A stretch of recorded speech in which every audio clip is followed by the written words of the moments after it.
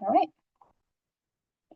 So today's presentation, titled Rhode Island Department of Health Respiratory Guidance Updates, is a product of Project Firstline Rhode Island in collaboration with the Center for Acute Infectious Disease Epidemiology at the Rhode Island Department of Health. I am so happy to be with you here today. Thank you for attending today as opposed to last week when we had our, 1 foot to 2 feet of snow everywhere in Rhode Island. My name is Allison Thurber, and I'm an infection prevention training liaison for Project Firstline Rhode Island and a public health nurse consultant for the Center for Acute Infectious Disease Epidemiology at the Rhode Island Department of Health. I am joined, I think, by my colleague, Stephen LeBay, who is a crucial team member on our respiratory surveillance team at the Center for Acute Infectious Disease, CADE, and Dr. Kearney, our consultant medical director for Project Firstline Rhode Island. And I do invite them both to join me on screen and just introduce themselves quickly. And Steve was the one who had a little trouble logging in, so he may join us a tiny bit later because I don't think I see him yet. No worries, Allie. I can go first. Hi, everyone. Good afternoon. Thanks for being here. There's a whole team of us in the background if you guys have any questions. All right. So thank you, Dr. Kearney. We will keep on plugging along, and then if Steve joins, we'll introduce him, or we can just wait at the end and introduce him then. He will be joining us for our Q&A at the very end of the webinar. So at the very end, we'll be hosting a question and answer session. Please put any questions that you have into the Q&A box, which is either at the top or the bottom of your screen, depending on how you have your Zoom account set up. You can put them throughout the webinar anytime, and then we'll answer them live at the end.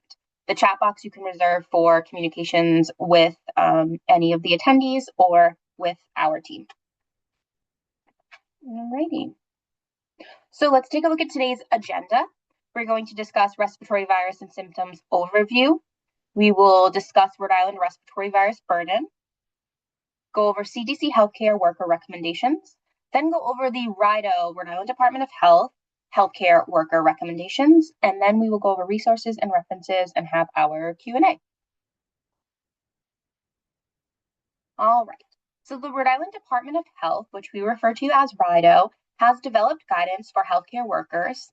Also in this presentation, it's abbreviated HCW in all capital letters, with suspected or confirmed SARS-CoV-2, COVID-19, seasonal influenza, flu, and other acute respiratory virus infections, regardless of whether diagnostic testing is performed or the results of such testing. Work exclusion for healthcare workers with contagious illness is one tool to reduce transmission risk to patients, residents, and other healthcare workers in healthcare settings. Work exclusion policies for healthcare workers should balance the reduction of respiratory virus transmission with healthcare staffing challenges that may be exacerbated by prolonged exclusion requirements. This guidance does supersede the CDC's interim guidance for managing healthcare personnel with SARS-CoV-2 infection and the exposure to SARS-CoV-2 and the section on management of ill healthcare workers in CDC's infection prevention and control strategies for seasonal influenza in healthcare settings. Effective September 12, 2025, RIDOH recommends that healthcare workers use the guidance outlined in the following webinar that you're attending after a confirmed or suspected respiratory virus infection or exposure. So let's get started and talk about some key terms. There are some key terms I'd like to define prior to jumping into the material so we all have the same understandings of the guidance. So first we have healthcare worker, HCW, as I already mentioned.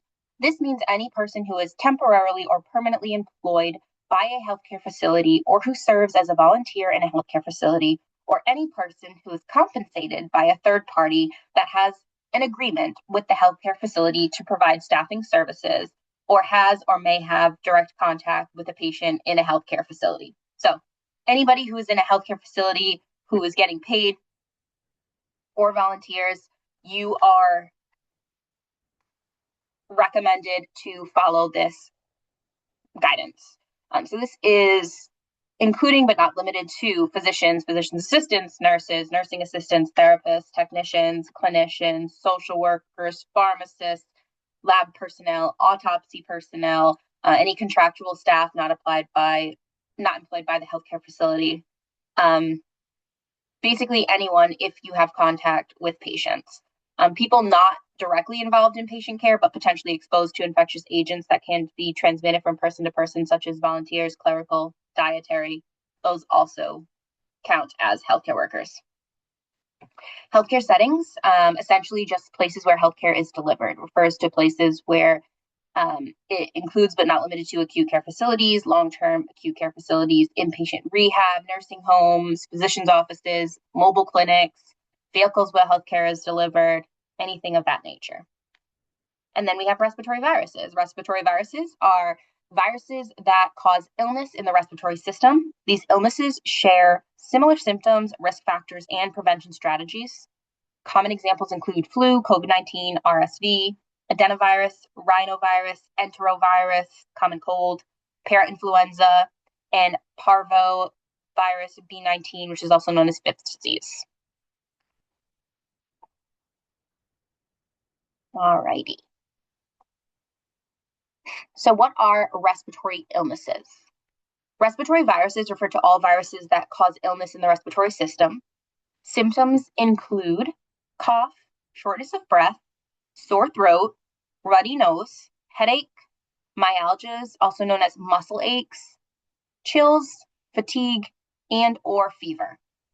And we group all respiratory illnesses together for the purpose of this guidance recommendation because they all share similar symptoms, exclusions, and infection prevention and control strategies. So we aim to make it a little bit simple.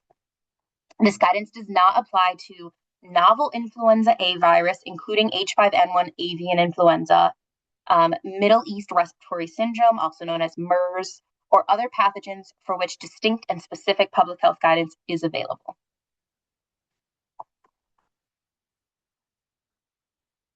Alrighty, so RIDOH has a respiratory dashboard where you can review the latest respiratory virus activity locally. You can see from the icons at the top, and I will get out my little highlighter, my laser pointer. So you can see from the icons at the top that COVID-19, flu, and total respiratory virus activity seems to be decreasing, whereas RSV seems to be increasing. About 4 weeks ago, I think at this point, we did have a large spike in all of our respiratory virus activity and emergency room departments. And thankfully that we have started to see the effects of that go down.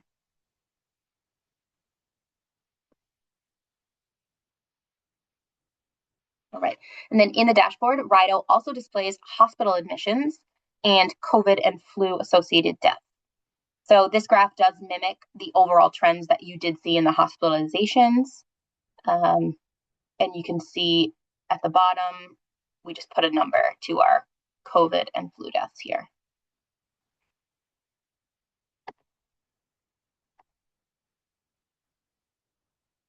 All right, so let's discuss CDC guidance. In order to understand the changes that RIDOH is suggesting, we'll first discuss the current CDC guidance.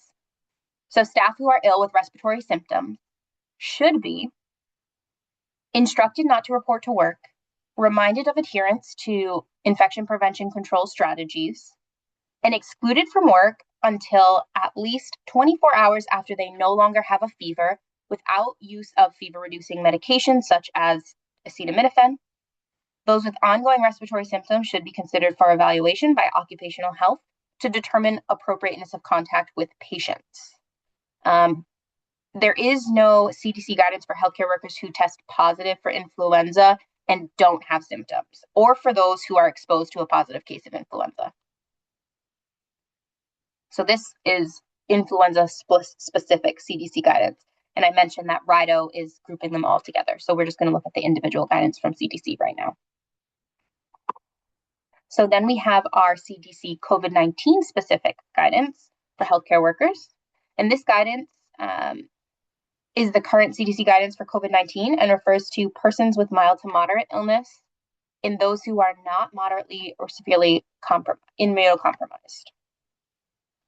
Healthcare workers can return to work after the following criteria have been met. And just bear with me because it can be a little bit confusing. At least 7 days have passed since symptom onset with a negative viral test within 48 hours prior to returning. Or at least 10 days have passed since symptom onset if no follow-up testing is performed, or there was a positive viral test at least in the 5 to 7 days after your symptom onset where you tested. And at least 24 hours have passed since your last fever without the use of fever-reducing medications, and symptoms, your cough, shortness of breath, have improved. Also, we have asymptomatic COVID-19 guidance from CDC. So if the healthcare worker with COVID-19 was asymptomatic, CDC recommends returning to work once at least 7 days have passed since the date of the first positive test, if they have a negative viral test within the last 48 hours, or 10 days if testing is not performed, or if the testing remains positive through day 5 to 7. So again, you can see why RIDOH opted to change the suggested guidance. It's a little bit confusing. It's a little bit hard for people to follow. It requires retesting. So now we will discuss RIDOH guidance for respiratory season. So again, we loop in everybody. So this is for all respiratory viruses, not just COVID or flu specific. So when to exclude a healthcare worker from work, healthcare workers who meet either of the following criteria should be excluded from work. You either test positive for a respiratory virus such as COVID-19, flu, or respiratory syncytial virus, or independent of testing, are exhibiting 2 or more symptoms of a respiratory virus. So cough, shortness of breath, sore throat, runny nose, headache, myalgias, chills, fatigue, fever. If you have any of those symptoms, or 2 of any of those symptoms, then you should follow this criteria as well. Again, guidance refers to those who are generally well and are not immunocompromised. Healthcare workers who are immunocompromised may shed viruses for prolonged periods of time. So please consider consultation with an infectious disease specialist or occupational health to determine when these healthcare workers may return to work and stop using source control. And source control for the purposes of this presentation is the use of a mask to cover a person's mouth and nose and to help reduce the spread of large respiratory droplets to others when the person talks, coughs, and sneezes. Alrighty, so healthcare workers with respiratory virus symptoms may return to work if at least 3 days have passed since symptom onset, and day 0 is usually considered symptom onset, with return to work on day 4. And symptoms are improving without fever-reducing medication, and you feel well enough to work. Any healthcare worker who returns to work during the 7 days after symptom onset or after their first positive test should wear an FDA-approved surgical or higher level mask until the end of day 7. So day 8 is the first day that masks may be removed. We do have a visual in the next coming slides, so we'll explain again, just to be clear. Healthcare workers who are asymptomatic but tested positive for a respiratory virus may return to work if at least 3 days have passed since their test date. Again, day 0 is considered the positive test date or the symptom date, with return to work on day 4. All right, so let's look at this visual here together. I'm gonna get out my laser pointer. All right, so we've created this visual to help clarify any questions about healthcare worker return to work timeline for a healthcare worker who is symptomatic or has a positive test and then meets return to work criteria. So onset of symptoms or test date, whichever one started this whole exclusion, is going to be day 0. If at least 3 days have passed since onset or test date, you are afebrile for at least 24 hours without use of fever-reducing medication, and you're feeling well enough to return, then you can return on day 4. When you return on day 4, if you had met all that criteria, you have to return with a mask. Surgical surgical or higher level FDA approved mask. And you will wear that mask from day 4 to day 7. And then the 8th day, you can return with no mask if you choose to do so.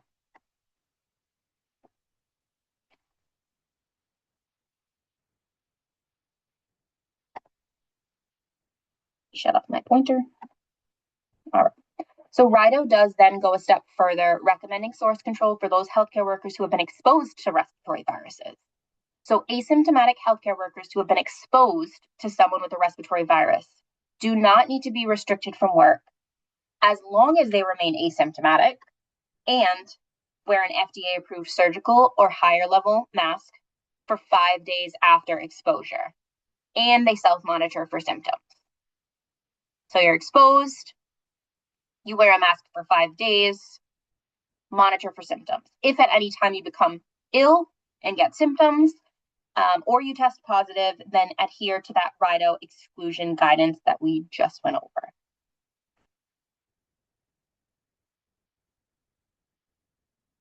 So to be thorough, let's not forget our infection prevention and control actions that also help reduce the spread of respiratory viruses, aside from our healthcare worker exclusions. So vaccinations for respiratory viruses. Oh, that was interesting. Zoomed in on the slide. Hang on. There we go. Sorry about that. All right. Vaccination for respiratory viruses such as COVID-19, flu, and RSV, combined with basic infection prevention and control practices, can help prevent transmission within facilities. Healthcare workers should be encouraged to stay up to date on flu and COVID-19 immunizations and must know and follow the Rhode Island immunization testing and health screening regulations for healthcare workers. Healthcare workers and healthcare settings are also expected to take steps to mitigate and prevent the transmission of respiratory virus illness during times of higher virus prevalence. So these steps may include facility-specific masking policies, increased ventilation in the facility, adhering to infection prevention practices for patient care activities, and also administering antiviral treatment and chemoprophylaxis when appropriate. So before you are the references for today's session. If you would like to refer back to those for anything, you are going to make sure they're applying to your facility. Prior to heading into our Q&A, please be sure that you fill out the quick 3-session poll on your screen. This does help us to meet the needs of our learners and make adjustments to courses as we go along. Also, after the webinar, this slide deck and the post-training document will be emailed to you. A reminder, if you are looking to get their certificate of attendance or continuing education for EMS or dental IPC, please be sure to fill out the post-session survey that will be emailed to you tomorrow. Right.